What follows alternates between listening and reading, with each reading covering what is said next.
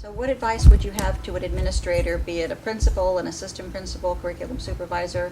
What can they do for your team, or what have they done for your team that you've considered helpful or you would recommend?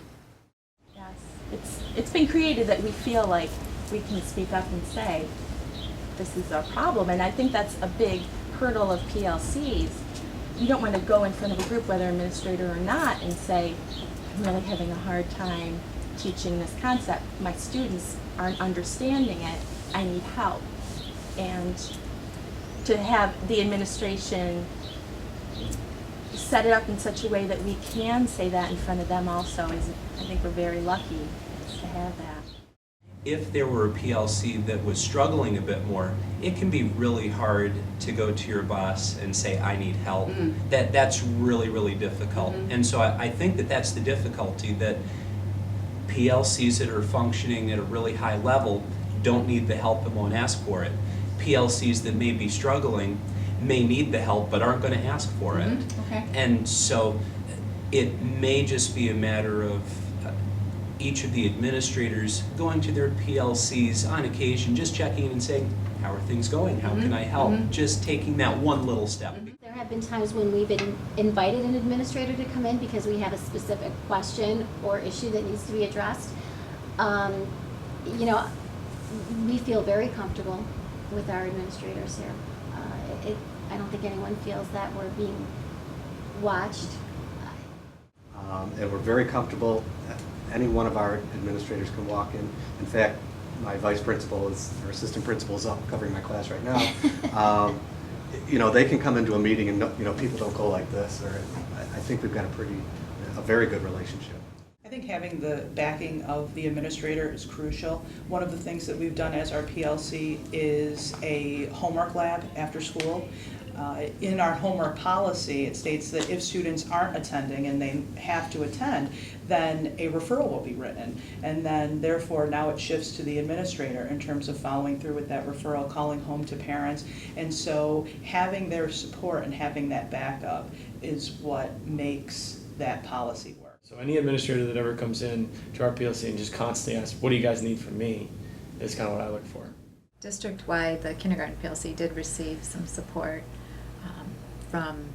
from district office, because we wanted to look at, when they determined that their scores were low with phonemic awareness, they said, well, we want to investigate programs, and we want to know which schools to talk to, because every school in Webster had a different program. And they said, and we don't know which schools to talk to because we don't know who's doing well, you know, better than us.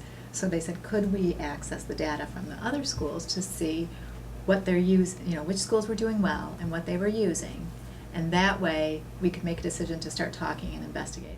We've had a lot of professional development support, and that we identify needs with our 4th and 5th graders around the word study and the spelling instruction, and he allowed us to have some time to work together, you know, where we could take some release time to do that, as well as allowed teachers to go to some workshops that we found. And we brought one workshop here to Webster so that our teachers could attend it. It's an opportunity to be there and see what's happening and listen to what's going on. And I can also, from there, for my role, I like to listen, and I've said this to them, I hear what you're doing, and then I can see, do they need anything? Are there materials that I can help with? Can I make suggestions of those kinds of things? So I look at it as a support role.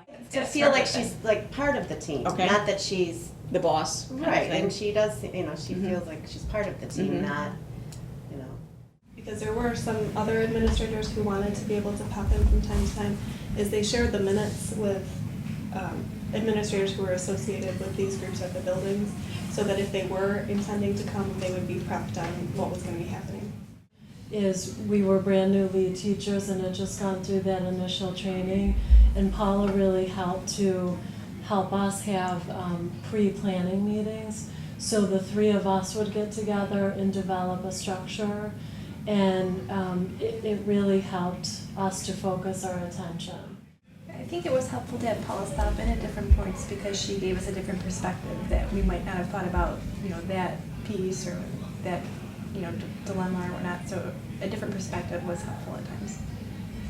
I think the part that would be hard is having an administrator who wasn't connected to what we were doing, who wasn't with us kind of along the way and knowledgeable about how we got to our goal and the process that we've gone through, to just have somebody who kind of popped into a meeting and sort of wanted to give the feedback and wasn't a part of the whole process, I think I would have been much more defensive to that because they weren't as invested.